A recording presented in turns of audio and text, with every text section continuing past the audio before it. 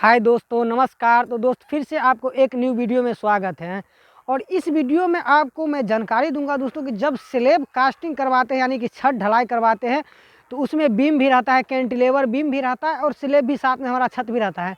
तो इसमें हमें क्या क्या चीज़ पर ध्यान देना चाहिए छत ढलाई करते समय, जो मैं आपको कुछ कुछ ज़रूरी बात बताऊँगा।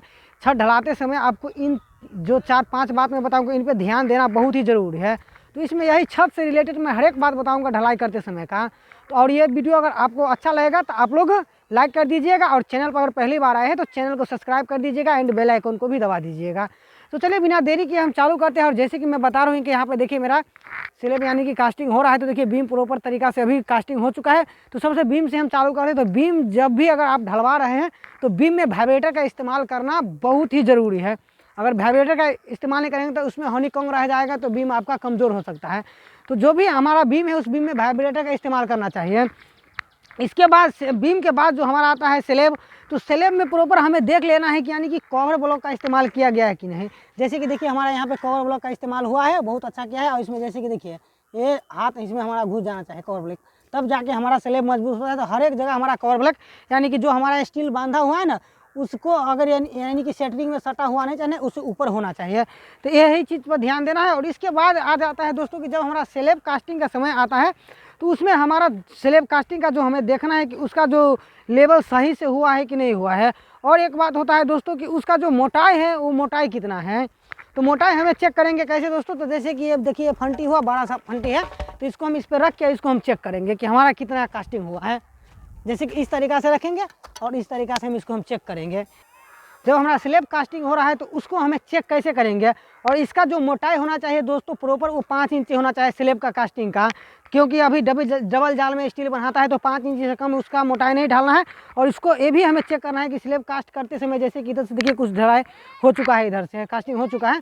तो इसको हम चेक करेंगे इधर कि हमारा कितना है। तो इसको चेक करने का यही तरीका है दोस्तों कि उस साइड जो हमारा लगा है और इस साइड हम चेक करेंगे कि इधर यहाँ पे 5 इंच लेंगे।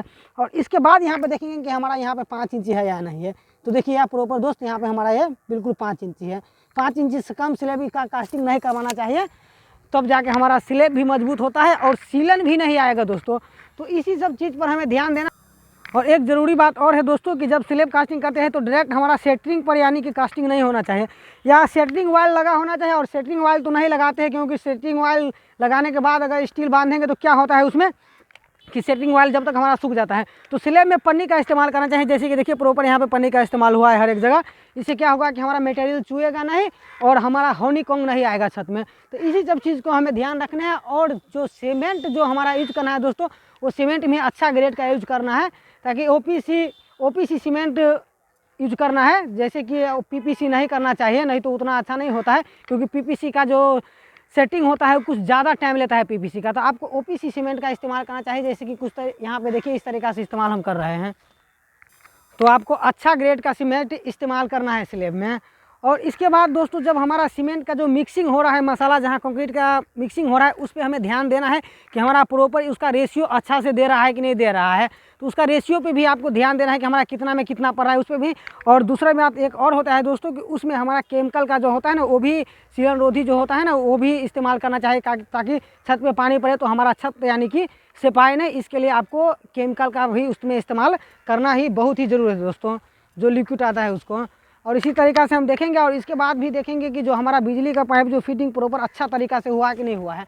जैसे कि देखिए यहाँ पे कुछ इस तरीक़ा से किया गया है, फैन बॉक्स दिया गया है और मात्र एक रूम में एक फैन बॉक्स है। और जो हमारा पैसेज जो हॉल है ना उसमें काउंसिल बॉक्स का भी इस्तेमाल किया गया है। कुछ इस तरीक़ा से देखिए कितना अच्छा से किया गया है।